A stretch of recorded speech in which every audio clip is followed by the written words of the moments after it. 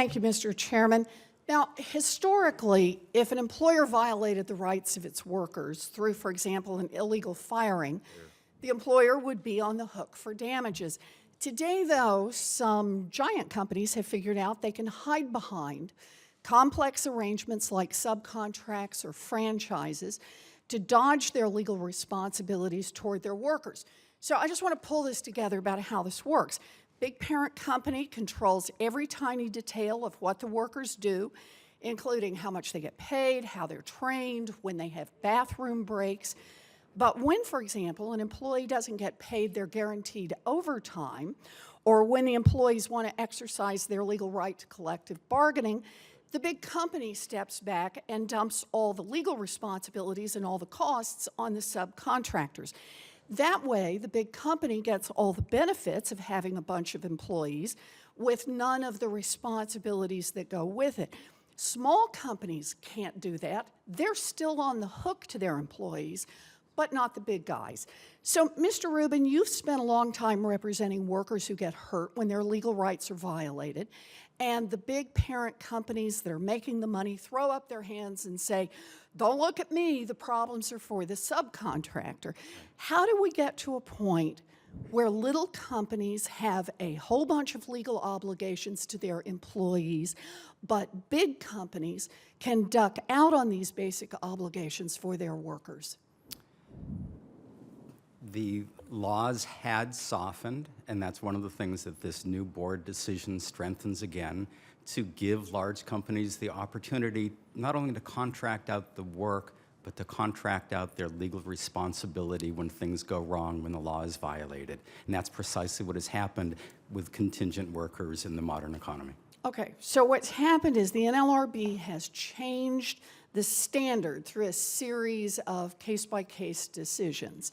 Now, what's been the consequence of narrowing the definition of an employer over the last 30 years?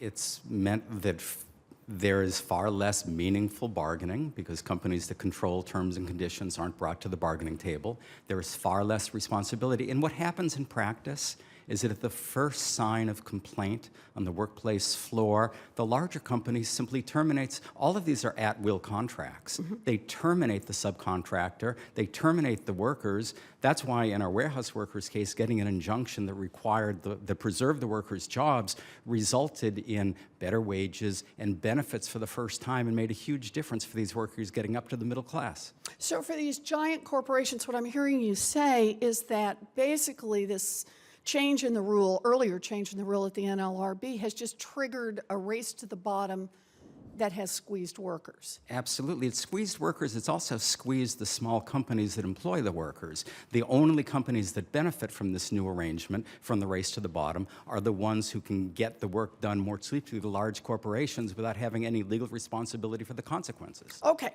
so into this comes the NLRB last August. Right.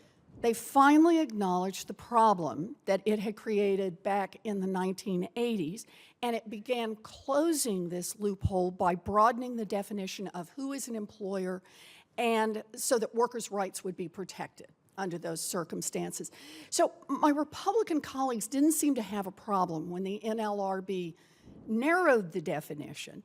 But now that the NLRB is going back to the original approach that it had used for many decades, they want to pass legislation to stop the NLRB. How would that affect workers? It would be devastating to the workers. It would result in a greater race to the bottom than we're already experiencing.